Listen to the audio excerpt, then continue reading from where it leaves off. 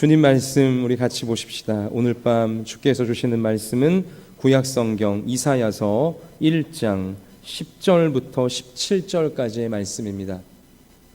구약성경 968면에 나와 있습니다. 968면 이사야서 1장 10절부터 10절 제가 읽고요. 17절까지 우리 교독하십시다. 너희 소돔의 관원들아 여호와의 말씀을 들을지어다. 너희 고모라의 백성아 우리 하나님의 법에 귀를 기울일지어다.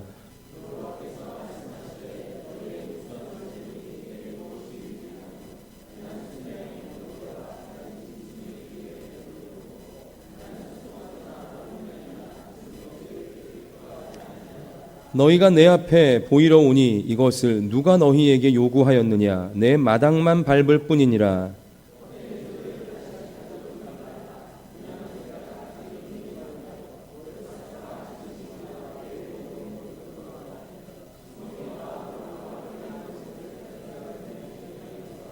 내 마음이 너희의 월삭과 정한 절기를 싫어하나니 그것이 내게 무거운 짐이라.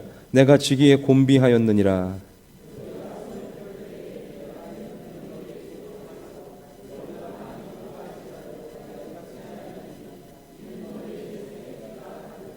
너희는 스스로 씻으며 스스로 깨끗하게 하여 내 목전에서 너희 악한 행실을 버리며 행악을 그치고 선행을 배우며 정의를 구하며 학대받는 자를 도와주며 고아를 위하여 신원하며 과부를 위하여 변호하라 하셨느니라. 아멘. 유태신 목사님 말씀 증거하실 때 귀한 은혜 받으시기 바랍니다.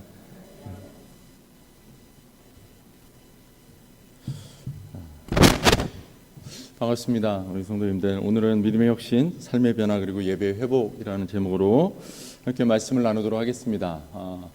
오늘 설교 제목이 좀 길어요. 사실은 좀 더 길었습니다. 제일 끝에 뭐가 있었냐면 예배의 회복 그리고 최고의 축복까지 붙어 있었는데 그게 들어가야 되는데 그걸 넣고 보니까 제목이 너무 길어가지고 주보에 잘릴 것 같아요. 그래서 제가 좀 줄였습니다.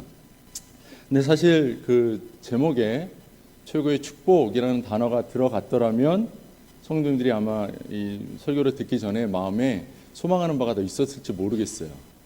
그런데 그 부분을 빼면서 저도 이 축복이라는 단어를 참 빼기는 아깝지만 그래도 빼야 되겠다라는 마음을 좀 가졌는데 그 이야기들을 좀 오늘 함께 말씀을 통해서 나누려고 합니다. 저는 청년 시절에요 낙도 선교를 많이 갔었습니다. 담임 목사님하고도 한번 간 적이 있고 섬에 가서 그러니까 서해안이나 남해안 쪽 주로 갔는데 섬에 들어가서 거기서 복음을 증거하는 겁니다. 그래서 그곳에서 들어가면 많게는 수백 명이 사는 마을에도 들어가고요. 어떤 곳은 한 10명 정도 사는 섬에도 들어가서 그 어르신들에게 복음을 전하는 거예요. 제가 갈 당시만 해도 굉장히 그 섬 지역에는 그 바다에서 일을 하는 사람들이 많다 보니까 그 바다의 신, 용왕이라든지 아니면 하여튼 그 잡신들에게 우상 숭배하는 일들이 많았습니다. 그리고 집집마다 그 부적을 붙여놓거나 아니면 절에서 받아온 뭔가를 이렇게 놓은 집들이 굉장히 많았어요. 제가 이제 수십 번 이렇게 왔다 갔다 했는데 그 중에도 기억나는 어떤 한 섬이 있는데 어디냐면 구도라는 섬이 혹시 아시는지 모르겠어요. 저희는 전라도 쪽에 계신 분들이 많아서 혹시 알지 모르겠는데 구도라는 섬을 한번 간 적이 있는데 그 섬은 한 15분, 10분 그 정도 어르신들이 사는 섬이었고 저희가 들어갔다 온 다음에 얼마 지나지 않아서 목사님이 이제 나올 시점이 돼서 이제 더 이상 교회가 없는 그런 섬이 될 위기에 있던 그런 지역이었습니다. 왜 거기가 생각이 나냐면 거기서 이제 저희 팀이 빠지고 나면 목사님도 곧 나올 거고 그러면 복음의 소유지가 되지 않습니까? 그러니까 마음이 급한 거예요. 그래서 그 땅에 그곳에 있는 어르신들에게 가서 막 복음을 열심히 전하는데 요동도 하지 않습니다. 미동도 하지 않아요. 그러니까 마음이 더 조급해지는 거죠. 근데 제가 그 섬을 이제 2번, 3번 갔는데 거기서 이제 어떤 그 한 할머니를 알게 된 거예요. 그래서 그 할머니랑 얘기를 하고 10가정밖에 안 되니까 저희가 들어가면 일주일씩 있는데 매일 가도 계속 볼 거 아닙니까? 그러니까 아예 그 집에 가서 하루 종일 들어 누워가지고 할머니랑 농담 따먹게 하고 노는 거예요. 그러면서 예수 믿으세요? 안 믿으면 저 안 갈라요? 이러면서 계속 복음을 전하는 겁니다. 계속 전하다 보면 이 할머니가 그만 가라고 막 쫓아내기도 해요. 밥 먹으려면 밥도 먹고 그 물도 주시고 물 떠 먹고 그 물 안에 막 쥐가 빠져 죽은 것도 있는데 보면서도 그 물 떠서 먹고 막 그러면서 사는 겁니다. 그분들 그렇게 사니까요. 근데 그 할머니에게 마침내 복음을 전할 기회가 왔고 전했습니다. 이 할머니가 예수를 믿고 싶어하는 눈치가 보였어요. 그래서 할머니 예수 믿으시라고. 근데 믿겠다는 거예요. 자, 그럼 할머니 이제 믿기로 했으니까 한 가지 결정합시다. 집에 보니까 부적이 너무 많은데 이 부적 좀 뗍시다. 그랬어요. 할머니가 순간 망설이는 거예요. 왜냐하면 이 부적은 자기를 위한 부적이 아니라 자기 자식들을 위해서 붙여온 부적이거든요. 비싼 돈 주고 사온 거예요. 그러니까 노란 종이에 빨간 글씨로 막 써있는 그런 부적이 있거든요. 이 값비싼 부적을 떼자니까 이걸 떼면 자기 자녀들이 복을 못 받을 것 같은 거예요. 그래서 사실 많은 분들이 예수를 안 믿거든요. 섬지역에 있는 분들은. 자기가 종교를 바꾸면 그 신이 노예해서 자기 자녀들에게 피해가 간다고 믿어요. 그래서 안 믿어요. 그래서 할머니가 주저주저 하길래 그냥 제가 일어나서 떼버렸어요. 할머니 제가 뗄게요. 그러고 뚝 떼버렸습니다. 할머니가 뭔가 막을 내다가 이미 제 손에 띄어서 구겨진 걸 보시고는 차마 뭐라고는 못하시고 그냥 아쉬운 마음에 입만만 다시면서 그냥 어쩔 수 없지 하는 표정으로 돌아섰습니다. 근데 그분들이 못 떼는 이유를 저는 그 느낌을 더 잘 알고 있어요. 무섭거든요. 이걸 떼는 순간 내 인생의 축복이 사라질 것 같거든요. 이걸 떼는 순간 내 자녀를 향한 축복이 사라질 것 같거든요. 그러니까 이걸 못 떼는 거예요.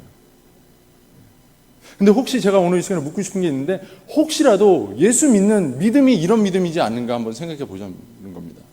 내가 예수를 그다지 믿고 싶지도 않고 그 예수 믿어서 누리는 기쁨이나 축복도 잘 모르겠는데 예수를 안 믿으면 안 되겠는 거예요. 뭔가 두려운 거예요. 내가 뭔가 피해받을 것 같은 거예요. 축복을 못 받을 것 같은 거예요. 내 자녀에게 해코지를 당할 것 같은 그런 마음이 드는 거예요. 혹시 그러지 않습니까? 낙도 선교를 다니면서 별의별 얘기를 다 듣게 되는데요. 제가 겪은 얘기로 다른 팀이 겪었던 얘기인데 어떤 얘기가 있었냐면 어떤 팀이 교회가 없는 마을에 들어갔습니다. 교회가 없으니까 잘 데가 없잖아요. 근데 섬에 가면 폐가가 있습니다. 아무도 안 사는 폐가죠. 그 집을 다 정리하고 쓸고 닦아가지고 그 집에 들어가서 이제 묵기로 한 거예요. 근데 그냥 비가 너무 많이 와가지고 날이 추웠던 겁니다.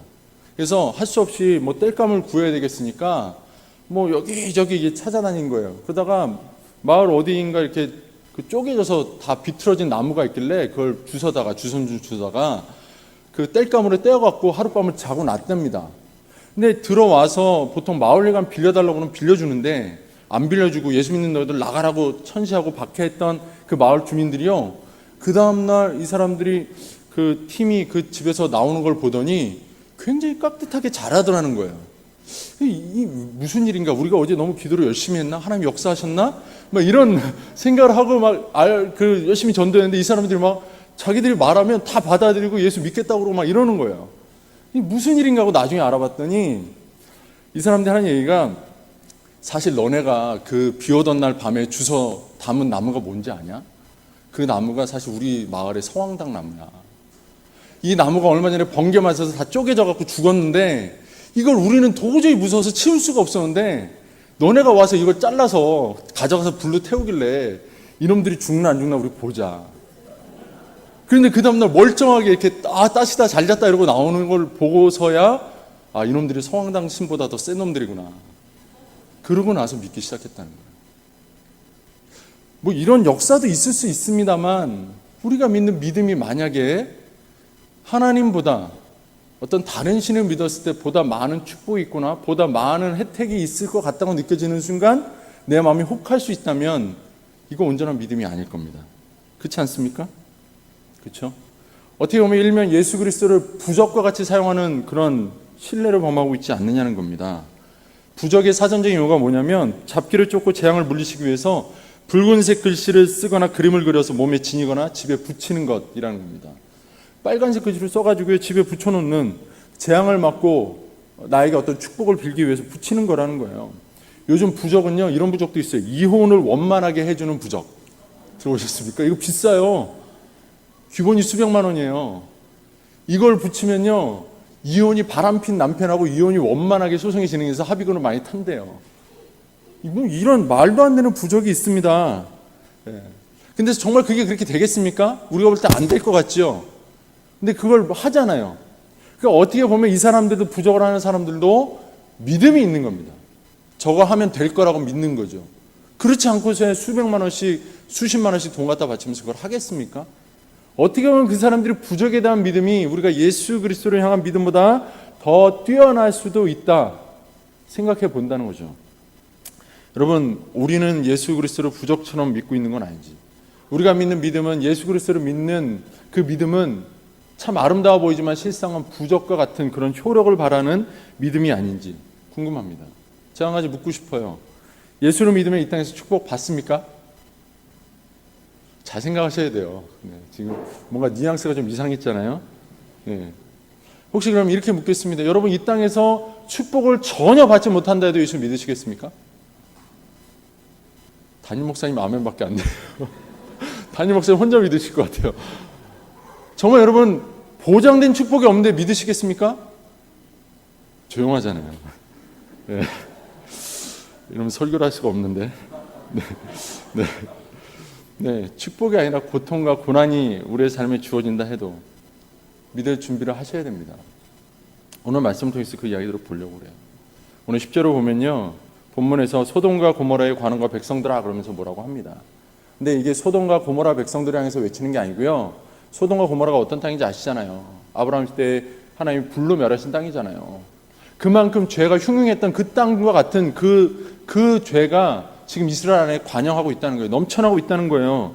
그 이스라엘 향해서 이 소돔과 고모라 같은 사람들아 라고 하나님께서 지적하고 있는 겁니다. 그러면서 11절에 뭐라고 그러냐면, 그렇게 타락한 너희가 나에게 가져와 드리는 무수한 재물이 나에게 무엇이 유익한 것이냐라고 하나님이 묻고 계세요. 특이하죠? 죄가 넘쳤는데 하나님께 와서 무수한 재물을 드렸답니다. 엄청 많은 재물을 하나님께 드렸다는 거예요. 이거 왜 드렸을까요? 하나님이 기뻐하는 삶을 살지 않습니다. 하나님이 원하시는 삶을 살지 않습니다. 하나님 보실 때 죄를 행합니다. 하나님의 말씀을 불순종합니다. 그런데 그들이 와서는 하나님께 어마어마한 그 재물을 바칩니다. 그래서 하나님이 물으십니다. 이게 나한테 뭐가 유익하냐? 이렇게 물으신다는 거죠. 우리 한글 성경에는요, 유익하다는 표현이 있지만 실제 원어로 보면 유익하다는 단어가 없어요. 그냥 원어대로 하면 이거 뭐냐? 이런 뜻이에요. 니네가 가져온 거 이거 뭐야? 이렇게 묻고 계신 겁니다. 여러분, 혹시라도 우리가 드리는 헌금, 우리가 드리는 그 봉사, 우리가 드리는 어떤 시간, 기도, 이거 하나님이 받으시면서 우리에게 이거 뭐냐라고 묻고 계시지 않을까? 이게 저의 고민입니다. 오늘 말씀을 준비하면서 제가 가졌던 두려움입니다. 여러분, 하나님이 어쩌면 우리가 드리는 수많은 예물들, 수많은 시간과 봉사들, 그것들을 보시면서 어쩌면 관심 없어 하실지도 모른다는 겁니다. 이 두려운 마음으로 우리가 신앙을 해야 됩니다. 근데 우리는 생각하죠. 내가 이만큼 드렸으면, 헌금을 했으면, 이만큼 봉사했으면, 이만큼 내 시간을 드리고 기도했으면, 그러면 하나님 뭐래도 주시겠지, 뭐래도 들으시겠지. 사실 저도 목회자로서 성도들에게 기도하는 모습을 볼 때 그렇게 말합니다. 위로합니다. 집사님, 권사님 이렇게 기도하시는데 하나님 들으실 겁니다. 그렇게 위로해야죠. 그럼 제가 그렇게 기도해도 안 될걸요? 이렇게 얘기할 수 없지 않습니까?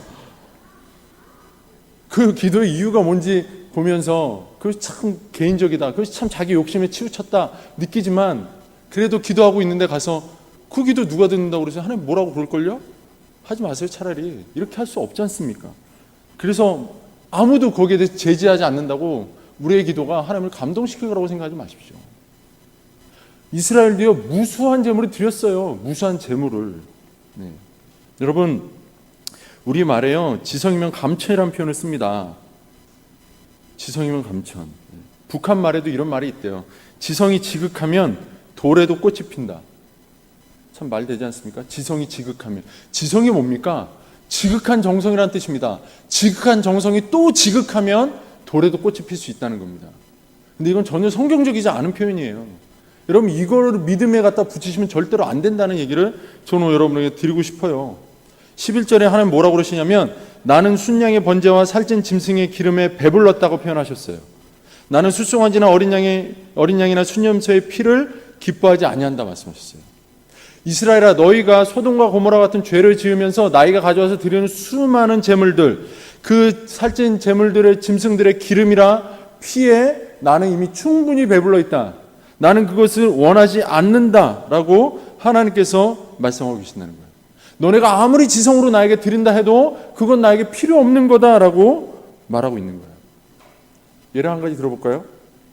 담배를 많이 피면 보통 폐암이 걸린다고 그러죠. 폐가 상한다고 그러지 않습니까? 담배를 너무 사랑하는 애연가가 있습니다. 담배를 너무 많이 폈어요. 폐가 상했습니다. 폐암이 걸렸습니다. 그런데 그에게 잘 보인다고 그 사람이 담배를 좋아하니까 값비싼 담배, 귀한 담배를 가득 준비해서 드린다고 생각해 보십시오. 이게 지성이면 감천이 되겠습니까? 빨리 죽으란 얘기죠.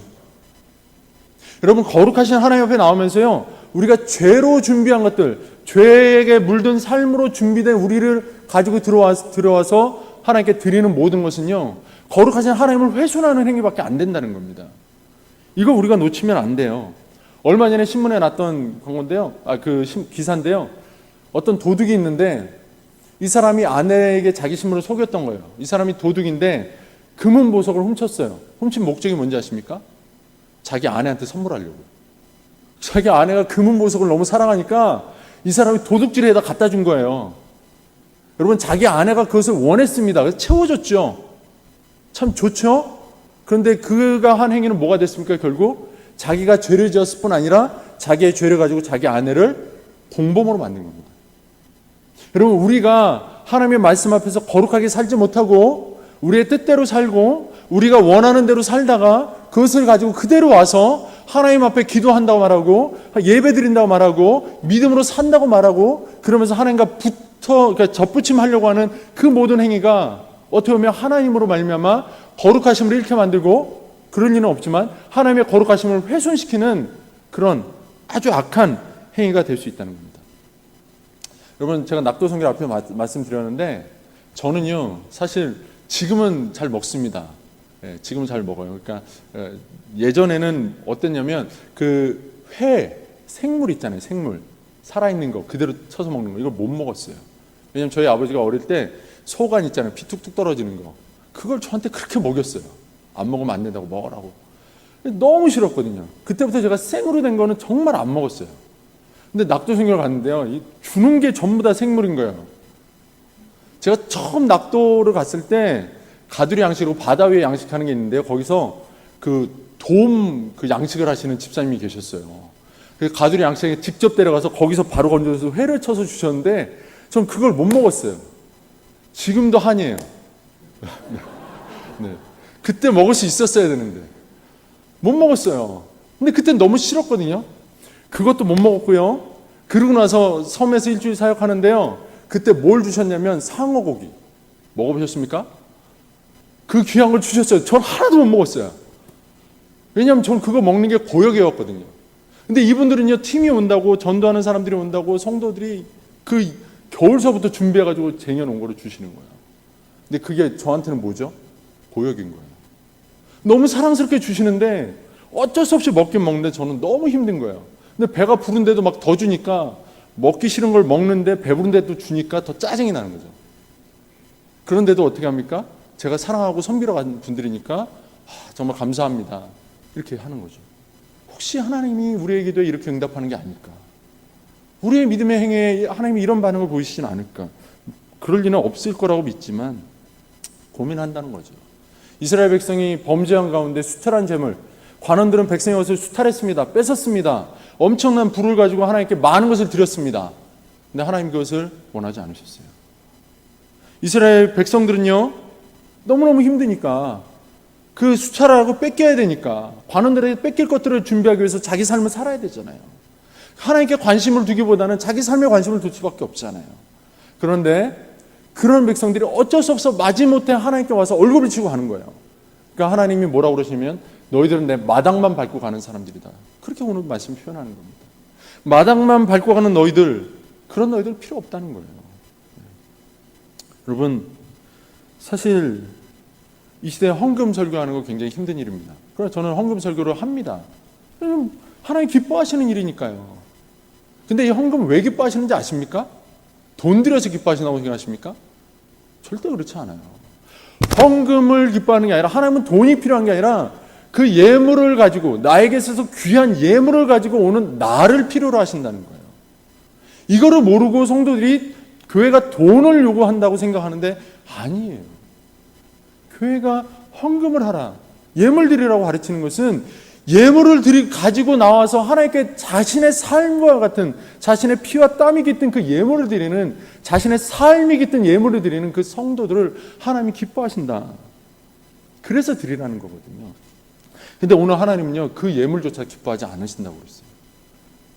왜 그렇습니까? 하나님이 기뻐하시는 그 기쁨의 대상이 예물이 아니라는 걸 우리가 분명히 밝히고 있는 거예요. 성도 여러분, 이 부분을 잘 기억하셔야 돼요. 기도 많이 하십니까? 그냥 무턱대고 기도하는 것 자체를 하나님이 무턱대고 좋아하시라고 생각하지 마십시오. 내가 직분자입니까? 내가 어렵게 권사가 되고 장로가 되고 안수입사 되고 서리입사 됐습니까? 그걸 하나님이 기뻐한다고 생각하지 마십시오. 하나님이 왜 그 심령들을, 그 직분자들을 더 귀히 여기겠습니까? 제가 목사라서 하나님의 사랑받겠습니까? 아니, 절대로 그렇게 생각하지 않습니다. 저는. 왜 그렇겠습니까? 그 직분자로서 서기까지 하나님 앞에 얼마나 많은 시간을 들여서 하나님의 말씀 앞에 씨름하고 삶으로 변화하려고 애쓰고 노력하며 자신의 삶으로 하나님을 기쁘게 하려고 노력해 왔겠습니까? 하나님은 그 삶의 예물 드림을 기뻐하셨고 그것이 인하여 그를 사랑하신다는 겁니다. 그의 기도를 들으신다는 겁니다. 여기 그 11절에 순념수의 피를 기뻐하지 않으노라 라는 표현에 기뻐한다는 이 표현이요, 하페츠라는 단어를 쓰는데요. 이 하페츠라는 단어가 어떤 그 단어냐면 그 기쁨이라고 하는 그 기쁨을 주는 어떤 대상이 있을 거 아닙니까? 그 기쁨을 주는 대상이 어떤 대상이냐면 그 자체가 매력이 있어서 그 끌어당기는, 그것을 바라보는 그 사람으로 하여금 그 유혹되게 하는 마음, 그러니까 매력을 느끼게 하는 마음을 일으키는, 기쁨을 일으키는 그런 대상에 대해서 느끼는 기쁨이에요. 그러니까 예물 드리는 게 예물이 기쁨이 주는 거라면 하페츠는 예물 자체가, 돈 자체가 기쁨을 주는 기능이 있어야 돼요. 근데 하나님은 그 피와 기름을 기뻐하지 않는다고 그랬어요. 피와 기름은 하나님 앞에 기쁨이 될 만한 그런 대상이 안 된다는 거예요. 자격 미달이에요. 그러면 하나님이 지금 뭘 원하시는 걸까요? 이 본문상에서 다른 거 없잖아요.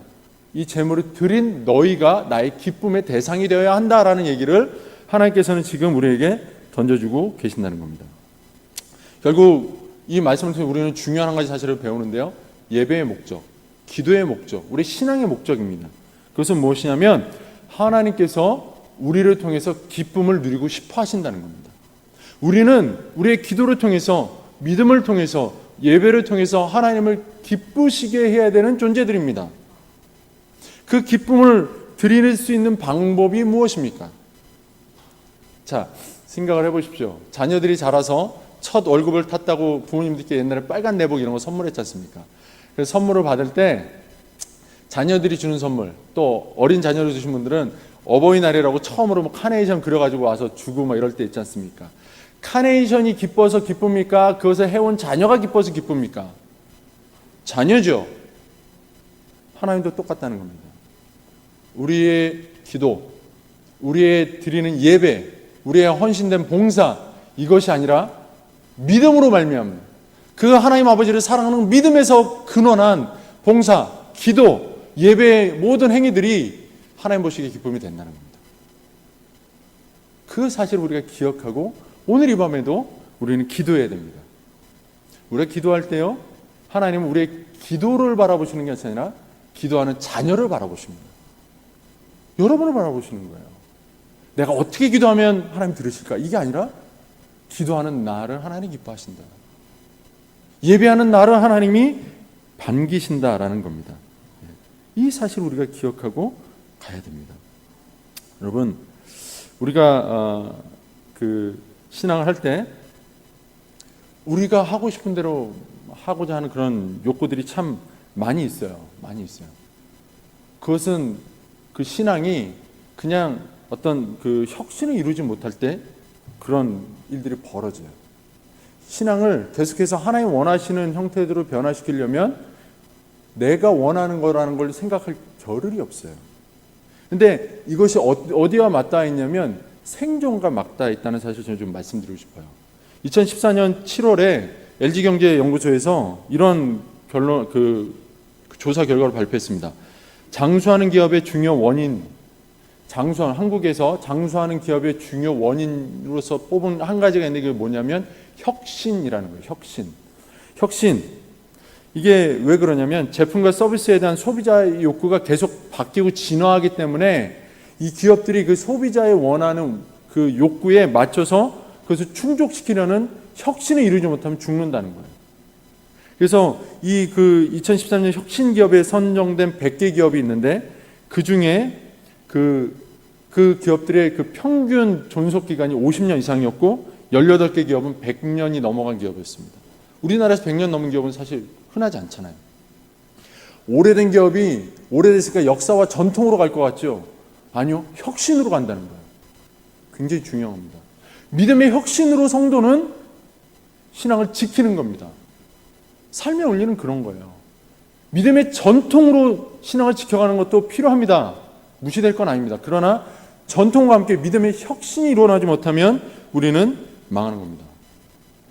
자, 이거를 뭐 흔히들 블루오션, 레드오션 뭐 이런 거 들어보셨는지 모르겠습니다. 사회에서 어떤 기업이 뭔가 새로운 그 소비자들이 원하는 것들을 찾아낼 때 소비자들이 이제 막 필요로 하는 그 시장이 열리는 것을 블루오션이라고 합니다. 이미 기업들이 다 진출해봐야 별거 건질 게 없는 걸 레드오션이라고 합니다. 그러니까 이 블루오션 신앙에는요 지킬 게 너무 많아요. 말씀을 지킬 게 너무 많아요. 우리가 순종해야 될 게 너무 많아요. 지키기 어려워요. 근데 어려우니까 우리가 하고 싶은 대로 살면서 하나님 원하신 거 몇 개만 하는 게 아니라 지킬 수 없는 게 너무 많다는 것은 반대로 말하면 우리가 지킬 수 있는 그 여지가 굉장히 많이 남아 있다는 거예요. 우리가 뭔가 신앙으로 도전할 만한 거리들이 너무 많이 열려 있다는 거예요. 그런데 왜 도전하지 않으십니까? 왜 주저앉아 계십니까? 하나님이 지금 우리에게 요구하시는 거는요, 우리에게 요구하시는 믿음은요, 해도 해도 안 되니까 그냥 내가 할 수 있는 수준에서 머무르는 기도, 예배 이런 수준이 아니라 끊임없이 나 자신을 믿음 안에 혁신하고 주님이 주시는 말씀 안에 혁신해서 하나님 기뻐하시는 온전한 예배를 드리기 위해서 힘쓰는 것, 이것이 우리에게 필요하다는 거예요. 그래서 오늘 16절, 17절에 얘기하고 있습니다. 이 말씀 보면서 우리가 마무리하기 원하는데요. 16절, 17절 우리 같이 한번 읽어보겠습니다. 16절부터 17절입니다. 시작. 너희는 스스로 씻으며 스스로 깨끗하게 하여 내 목전에서 너희 악한 행실을 버리며 행악을 그치고 선행을 배우며 정의를 구하며 학대받는 자를 도와주며 고아를 위하여 신원하며 과부를 위하여 변호하라 하셨느니라. 아멘. 이 16, 17절이 굉장히 중요합니다. 왜냐? 16절은요. 너희는 스스로 씻으며 스스로 깨끗하게 하여 내 목전에서 너희 악한 행실을 버리며 행악을 그치라. 이렇게 말합니다. 씻고 버리고 깨끗하게 하고 이런 얘기들이 등장합니다. 나 자신에 대한 겁니다. 우리 자신이 하나님 앞에서 먼저 뭘 해야 된다는 겁니까? 믿음의 혁신을 위해서 회개하라는 겁니다. 우리 삶에 어느 순간부터 허용되어 있고 나도 인정해버린 모든 죄의 더러운 요소들을 깨끗이 버려버리라는 겁니다. 하나님 기뻐하지 않는 말씀에 불순종하고 있는 것들, 알면서도 그냥 눈 감아버린 것들에 대해서 하나도 남김없이 하나님 앞에 회개하라는 겁니다. 깨끗이 씻어버리라는 겁니다. 4번이나 연속해서 표현하지 않습니까? 씻어라, 깨끗하게 해라, 버려라, 그 더러운 행위를 그쳐라. 하나님께서 우리에게 요구하시는 첫 번째입니다. 믿음의 혁신은요, 회개로부터 일어납니다. 나의 하나님 앞에 부끄러운 모습들, 말씀 앞에 순종하지 못한 것들을 인정하며 그것을 인하여 애통할 때 우리의 믿음은 변화되기 시작합니다. 오늘 이 밤 우리가 기도할 때 이런 눈물 어린 회개 기도가 일어났으면 좋겠습니다. 또 한 가지는요, 17절은 무엇을 가르치냐면 선행을 배워라, 정의를 구해라, 학대받는 자를 도와줘라, 고아를 위하여 신원해라, 과부를 위하여 변호하라. 굉장히 놀라운 의미가 담겨 있습니다. 제가 간단하게 좀 설명을 드리면 이런 겁니다. 첫 번째, 삶의 요구, 우리의 자신을 깨끗하게 해라. 이제 내가 회개했으면 회개하고 그냥 나 하나 믿음 지킴으로 끝난 게 아니라 내가 어떻게 믿음으로 살아가야 될 것을 가르치고 있는데, 첫 번째가 우리가 선행을 배우라는 겁니다. 선행을 배워라. 자, 보십시오. 여기서 배운다는 단어가 나오는데 이게 라마드라는 단어입니다. 우리가 배운다 그러면 그냥 공부한다고 느끼지 않습니까? 라마드는요, 뜻이 배운다만 있는 게 아니에요. 가르치다, 배우다, 행하다입니다. 그러니까 배우라는 겁니다. 먼저 배우십시오. 선행을 배우십시오. 그리고 그것을 행하십시오. 그리고 그것을 가르치기까지 하십시오. 이 라마드라는 단어, 선행을 배우라는 단어 안에는 배워서 행하고 가르치기까지 하라라는 뜻이 담겨 있는 겁니다. 믿음은 이것을 요구한다는 겁니다. 또 두 번째, 정의를 구하는 게 있습니다. 구하다라는 단어는요, 다라쉬라는 단어였습니다. 이 다라쉬라는 단어는요, 자세히 찾아보다라는 뜻이 있습니다. 여기서 정의를 구하다. 이 정의가 미시파트라는 단어인데 굉장히 많이 나오는 단어거든요. 이 미시파트는 어떤 특징이 있냐면 사람의 정의가 아니에요. 하나님의 정의. 우리가 볼 때 정의, 바른 것을 찾는 게 아니라 하나님이 바르게 여기신 게 무엇인지를 세세하게 찾아보라, 이런 얘기를 하는 겁니다. 그냥 세상이 옳아, 맞아라고 말하는데 끌려가지 말고 하나님의 말씀이 말하는 정의가 무엇인지, 옳은 게 무엇인지를 주도 면밀하게 찾아보라라고 우리에게 요구하는 겁니다. 세상에 하나님의 공의를 세워라라고 말씀해 주는 겁니다. 또 세 번째, 학대받는 자를 도와주라는 표현이 있습니다. 도와주다, 이 아샤르라는 단어는요, 사실 도와주다라는 뜻만 있는 게 아니고요, 축복하다는 뜻이 있습니다. 근데 하나님이 그 백성 자기 자녀들을 축복하다라는 뜻을 쓸 때는 바라크라는 단어를 쓰거든요. 이 바라크라는 단어는 하나님만 쓰는 단어예요. 사람은 아샤르라는 단어를 쓰게 돼 있어요. 그래서 이 단어는 축복이라는 표현보다 축하한다는 표현이 오히려 맞아요. 근데 축하한다는 표현에 또 다른 뜻이 있는데 그것은 계속해서 그 길을 가게 해준다는 뜻이에요. 사람을 축복하는 게 어떤 뜻이 있는지 아십니까? 그 사람이 바른 길을 가도록 돕는다는 거예요. 학대받는 자가요, 삶을 살아갈 수 있도록 계속해서 도와주는 거예요. 그리고 축복해 주는 거예요. 이걸 하나님께서 지금 우리에게 요구하고 있는 거예요. 그냥 하나님의 이름으로 축복합니다, 기도해 줍시다, 이런 사원이 아니라 실질적으로 그렇게 살 수 있도록 그가 계속해서 살아갈 수 있는 길을 열어주라는 거예요. 실질적인 행동을 요구하고 있는 거죠. 네 번째, 구하러 위해 신원하는 것입니다. 여기서 신원, 그 펼신자의 원통을, 그 원자, 그래서 원통한 것을 펴서 풀어주는 겁니다. 신원하다, 이건 영어 성경에는요, 심판하다, 판결하라는 뜻만 있어요. 한글 성경에도 그렇죠. 그런데 이 그 샤파트라는 단어, 이 원어는요, 신원하다는 뜻의 샤파트는 입법, 사법, 행정 모든 걸 가지고 있는 거예요. 판결만 해주는 게 아니고요, 그 고아들을 위한 법을, 입법 세워주라는 거예요. 그리고 그 법을 가지고요, 판결도 해주라는 거예요. 그리고 그 법을 가지고요, 그들을 보호해 주라는 거예요. 아까 그 배우다, 가르치다, 행하다랑 똑같죠. 또 다섯 번째, 과부를 위하여 변호하라. 그래서 변호라는 이 단어는 리브라는 단어가 쓰였는데요. 변호, 이거 법정 용어처럼 느껴지잖아요. 그 사람들을 위해서 우리가 말로 해주는 거. 그렇지 않아요. 이 변호라는 단어는요, 이 리브라는 단어는 육체적으로 싸우다라는 뜻이 있어요. 몸으로 들이밀고 싸워주라는 얘기예요. 성도 여러분, 믿음의 혁신을 위해서요, 하나님은 우리에게 먼저 하나님의 말씀을 살펴보고 그 말씀 앞에 우리가 잘못한 것들을, 범죄한 것들을 무시하고 지나쳐버렸던 것들을 회개하라고 먼저 요구하십니다. 그 다음에 뭘 요구하십니까? 우리 삶에 변화된 혁신적인 실질적인 변화를 요구하신다는 겁니다. 이 삶을 우리가 만들어내지 못하면 우리는 절대로 예배를, 하나님 기뻐하시는 예배를 드릴 수 없어요. 마당만 밟고 가는 예배밖에 드릴 수 없어요. 오늘 이 밤에 기도한다 해도 뜨겁게 기도하는 것 같아도 그냥 마당만 스치고 지나가는 기도밖에 되지 않는다는 겁니다. 성도 여러분, 오늘 이 시간에 말씀 가운데 우리가 결단했으면 좋겠어요.